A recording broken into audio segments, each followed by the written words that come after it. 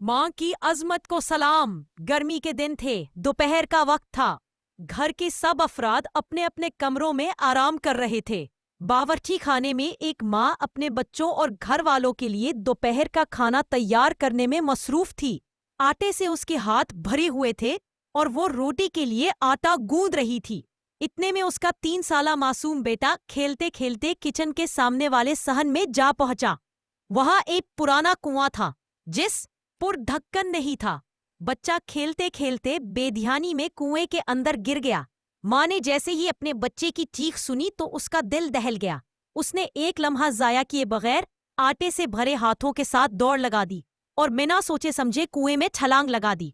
ये मंजर देखकर घर वाले भी शोर की आवाज सुनकर कमरों से बाहर दौड़ पड़े।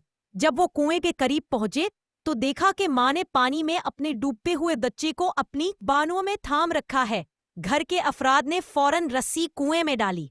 पहले माँ ने बच्चे को रस्सी के सहारे ऊपर भेजा और फिर खुद रस्सी पकड़कर बाहर आ गई। यूं हो बहादुर माँ अपने नन्हे बेटे को बचाकर बेहिफाजत बाहर ले आई। सबकी आंखों में खुशी के आंसू थे और दिल में माँ के लिए बेहद दुआएं। वाकई माँ वो हस्ती है जिसकी मोहब्बत दुनिया की हर मोहब्बत से बढ़कर है। वो अपनी जान की परवाह किए बगैर औलाद के लिए सब कुछ कुर्बान कर देती है। माँ की अजमत को सलाम।